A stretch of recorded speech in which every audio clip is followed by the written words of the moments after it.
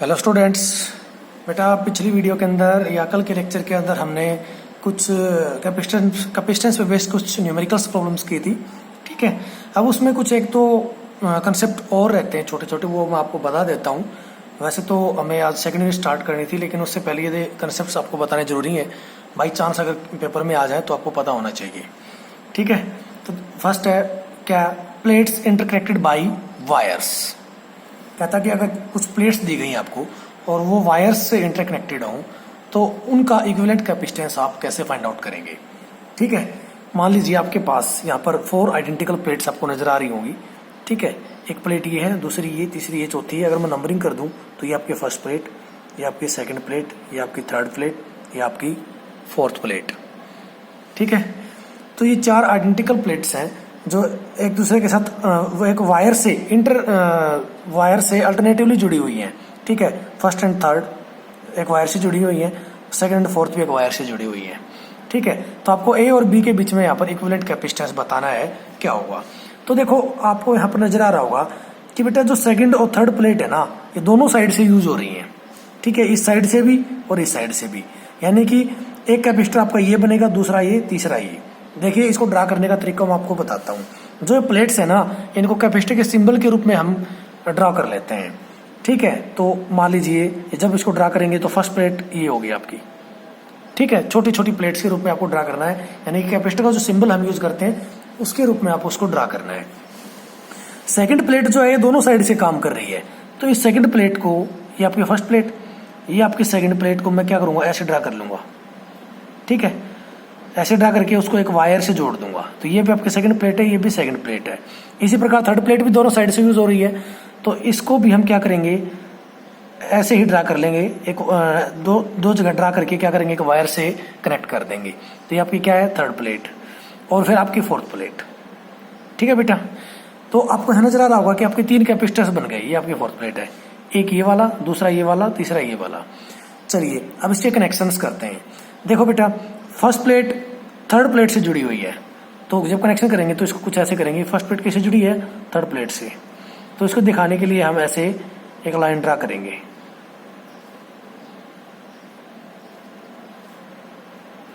ठीक है, अब देखो ये वायर थर्ड प्लेट को कनेक्ट करी, थर्ड, ये भी थर्ड है, ये भी थर्ड है। अगर इस वायर को हम इस वायर से जोड़ देंगे तो इस वायर ने किसको जोड़ दिया, थर्ड प्लेट को।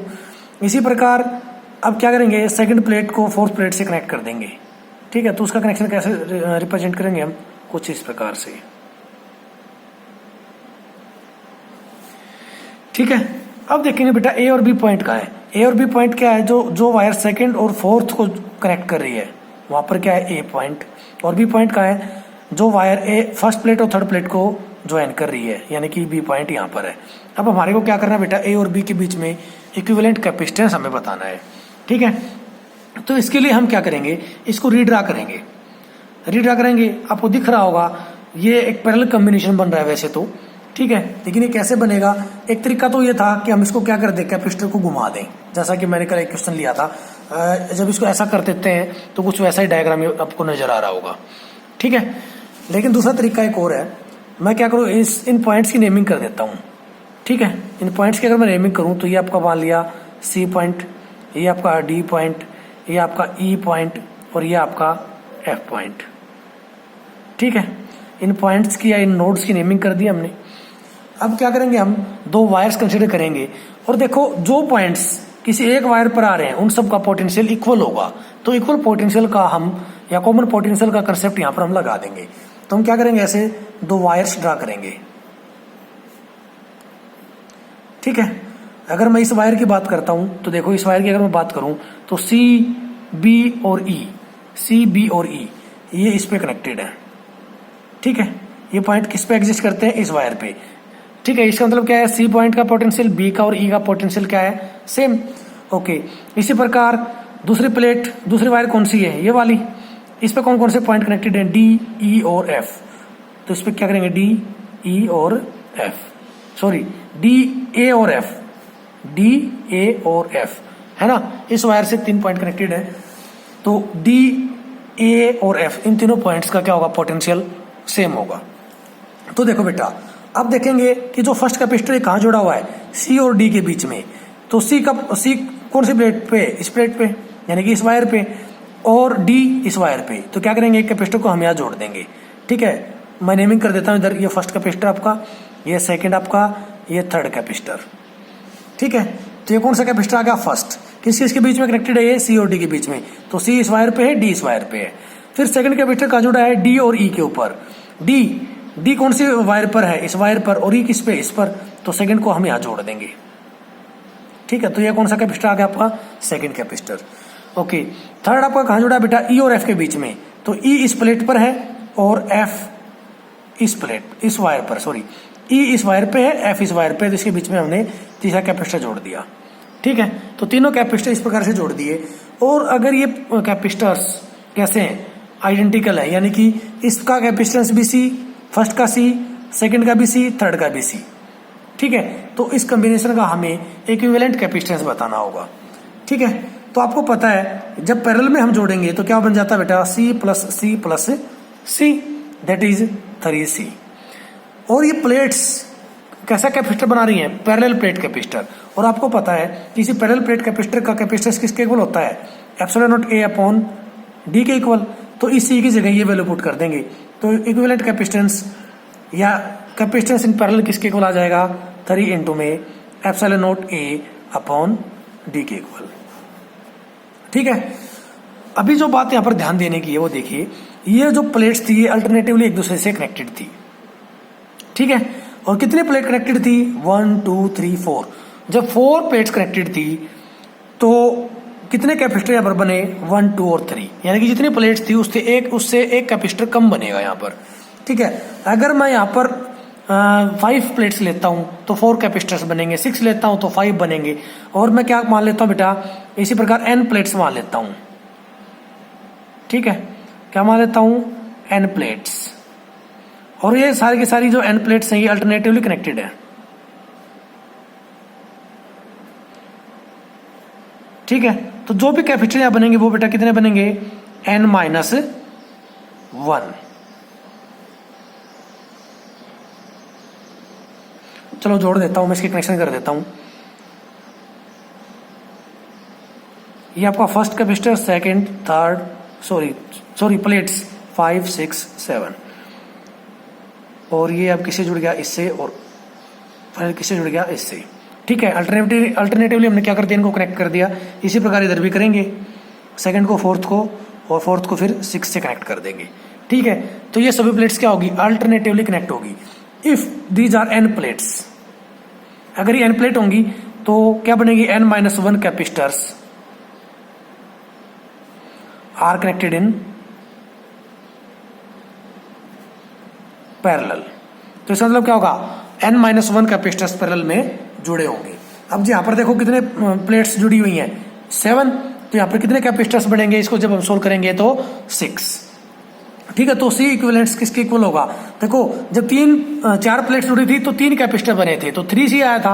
अगर n प्लेट्स जुड़ी होंगी तो क्या आ जाएगा, n-1 इंटू में C, और C की वैल्यू आपको पता कितनी होती है, epsilon not a upon D. तो क्या होगा, n-1 इंटू में epsilon not a by D. अगर आपसे मल्टीपल चॉइस क्वेश्चन में पूछा गया है तो आप इसको डायरेक्ट इस प्रकार से सोल्व कर सकते हैं।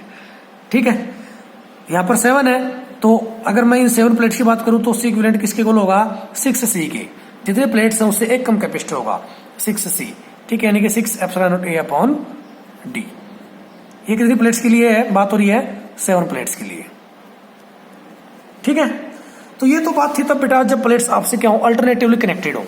अगर प्लेट्स अल्टरनेटिवली नहीं जुड़ी हुई हो तब क्या होगा, मान लीजिए अगले पेज पर मैं केस लेता हूं। ये हमने क्या किया, कुछ प्लेट्स ली बेटा,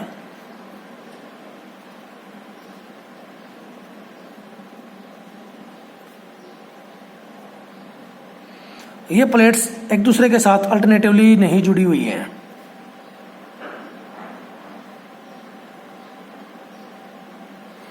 ठीक है, और ये आइडेंटिकल प्लेट्स हैं, यानी कि हर एक का एरिया कितना है, ए, इनके बीच की सेपरेशन कितनी है, हर एक के बीच की डी। तो मान लिया मैंने इसको ऐसे जोड़ दिया,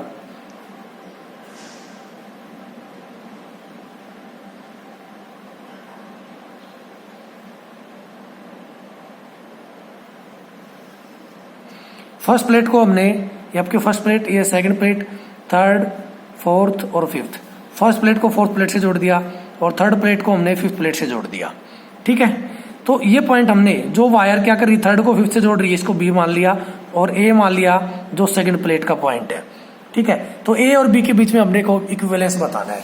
तो देखो यहाँ पर अल्टरनेटिवली नहीं जुड़ी हुई है। ये वायर फर्स्ट और फोर्थ को जोड़ रही है, बीच में कितनी प्लेट्स हैं, 2। ये वायर थर्ड और फिफ्थ को जोड़ रही है, बीच में कितनी प्लेट है, 1। तो अल्टरनेटिवली कहाँ हुआ ये, है ना, ये अल्टरनेटिवली नहीं जुड़ी हुई है।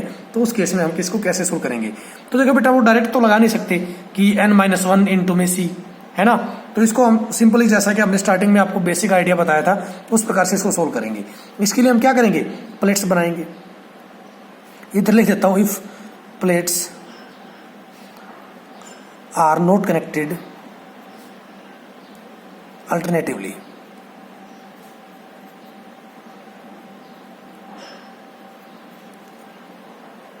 तो देखिए बेटा यहां पर जब आपकी फर्स्ट प्लेट, इसी प्रकार सेकंड को, अब सेकंड प्लेट दोनों साइड से काम कर रही है ना, तो ये आपकी सेकंड प्लेट होगी, आपकी फर्स्ट, ये आपकी सेकंड, इसी प्रकार से फिर ये आपकी थर्ड, ये भी थर्ड, ये भी थर्ड, और ये आपकी फोर्थ, ये भी आपसे ऐसे ही जुड़ी हुई है, और ये आपकी फिफ्थ प्लेट। ठीक है, तो हमने क्या कर दिया, उसी प्रकार आइडिया लगा दिया। अब क्या करेंगे, इसके हम कनेक्शंस करेंगे। तो कनेक्शन देखो बेटा कैसे हैं। फर्स्ट प्लेट किससे जुड़ी हुई है, फोर्थ से। ठीक है, फर्स्ट प्लेट फोर्थ से जुड़ी हुई है और थर्ड प्लेट फिफ्थ से जुड़ी हुई है। ठीक है, तो इस पर पॉइंट कौन सा मान लिया हमने, बी। और एक जो वायर है ये सेकंड कैपेसिटर जुड़ी हुई है, तो हमें ए और बी के बीच में यहाँ पर इक्विवेलेंस आपको बताना है। तो इसका इक्विवेलेंट कैपेसिटेंस किसके इक्वल होगा। तो इन पॉइंट्स की अगर मैं नेमिंग कर दूं, तो नेमिंग करें, ये आपके ए और बी पॉइंट, ये आपका मान लिया सी। ठीक है, ये आपका डी पॉइंट, ये आपका ई पॉइंट, ये आपका एफ पॉइंट। ठीक है, ये वाला एफ मान लिया और ये वाला मान लिया मैंने जी पॉइंट। तो उसी प्रकार हम क्या करेंगे बेटा, वायर्स कंसिडर कर लेंगे जो सेम पोटेंशियल पर है। ठीक है, अगर मैं इस वायर की बात करता हूं, इस वाली वायर की, तो सी और एफ सेम पोटेंशियल पर होंगे। ठीक है, ये मैंने कह दिया सी और एफ सेम पोटेंशियल पर है। ठीक है बेटा, दूसरा हमने क्या लिया, ई, बी और जी ये सेम पोटेंशियल पर होंगे, ई, बी और जी। ठीक है, और एक कौन सी वायर मान ली, डी ए। ठीक है, ये हमने साइड बना ली, डी ए। अपने को पोटेंशियल किस किस के बीच में बताना, ए और बी के बीच में, सॉरी कैपेसिटेंस किस किस के बीच में, ए और बी के बीच में। तो मैं इसको इधर सर्कल कर देता हूं। ठीक है, ए और बी के बीच में अपने को बताना है। तो देखिए अब इन कैपेसिटर्स को यहां पर कनेक्ट कीजिए। तो देखो कितने कैपेसिटर बनेंगे, इधर 1, ये सेकंड कैपेसिटर, ये थर्ड कैपेसिटर, ये फोर्थ कैपेसिटर। कितनी प्लेट जुड़ी हुई थी, 5। कैपेसिटर कितने बने, 4। ये बात हमेशा ध्यान रखनी है कि n-1 कैपेसिटर्स आपके बनेंगे। तो आप अरेंजमेंट देखेंगे कैसे बन जाती है। फर्स्ट कैपेसिटर किस किस के बीच में जुड़ा है, सी और डी के बीच में। डी किधर है, ये रहा, सी किधर है, ये रहा। ठीक है, तो ये हमारा क्या जुड़ेगा बेटा, फर्स्ट कैपेसिटर। ठीक है, सेकंड कहां जुड़ा है, डी और ई के बीच में। डी इस वायर पर है, ई इस वायर पर है। ठीक है, तो मैं इसको ऐसे कनेक्ट कर देता हूं। ये आपका सेकंड कैपेसिटर हो गया। थर्ड कहां जुड़ा बेटा, ई और एफ के बीच में। तो ई इधर है, एफ इधर है। ठीक है, तो ये आपका थर्ड कैपेसिटर हो गया। और फोर्थ कैपेसिटर कहां जुड़ा, एफ और जी के बीच में। एफ इस वायर पे, जी इस पे है। तो ये आपका कौन सा होगा, फोर्थ कैपेसिटर। ठीक है, तो ये जो एक्स्ट्रा वायर निकली हुई है इनको हटा दूं मैं यहां से। तो ये कैसे बन जाएगा,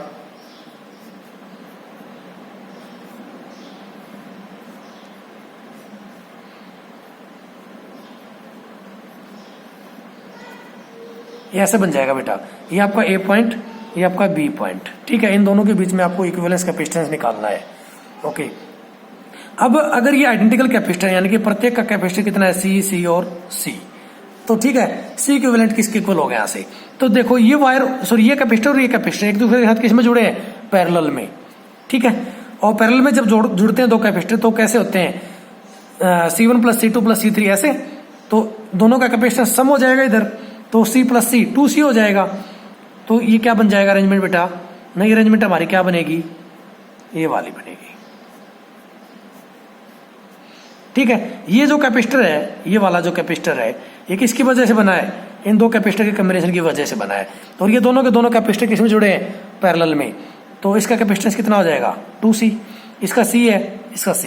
अब ये दोनों कैपेसिटर एक दूसरे के साथ किसमें है, सीरीज में। ठीक है, तो जब इनको जोड़ेंगे तो सीरीज में कैसे जुड़ता है, 1/C1 प्लस 1/C2। ठीक है, तो 1/C1 कितना है, C, और 1/C2 कितना है, 2C। एलसीएम लेंगे तो क्या आ गया, 2C, 2 प्लस में 1, यानी कि 2C/3। 1/CS है ये। ठीक है, CS क्या होगा, 2C/3, सॉरी ये 3/2C था, 3/2C। तो इसको रिवर्स करेंगे तो क्या आ जाएगा बेटा, CS 2C/3। तो देखो जब ये दोनों कैपेसिटर्स को हम क्या करेंगे, सीरीज में जोड़ देंगे, तो ये एक नया कैपेसिटर आपके पास बन जाएगा जिसकी कैपेसिटेंस कितनी है, 2C/3, और नीचे वाला कैपेसिटर की कैपेसिटेंस कितनी है, C। अब ये कैपेसिटर और ये कैपेसिटर किसमें जुड़े हैं, पैरेलल में। तो C इक्विवेलेंट किसके इक्वल हो जाएगा, यहाँ से 2C/3 प्लस में C। ठीक है, एलसीएम लेंगे तो क्या आ जाएगा, 3 एलसीएम, क्या आ गया, 2C प्लस में 3C, दैट इज 5C/3। और एक C की वैल्यू आपको पता है कितनी है, 5/3 इंटू में कितनी है, एप्सिलॉन A अपॉन में D। तो C इक्विवेलेंस किसके इक्वल आ गया, 5/3 एप्सिलॉन A/3D के इक्वल। ठीक है बेटा, तो इस प्रकार से अगर आपको कुछ प्लेट्स का कंसेप्ट दिए गए हैं तो आप उनको सोल्व कर लेंगे। एक प्रकार के कैपेसिटर्स ही हैं ये। ठीक है, इनको ड्रा करने का तरीका मैंने आपको बता दिया और कैपेसिटेंस निकालने का तरीका मैंने आपको बता दिया। ठीक है बेटा, थैंक यू वेरी मच।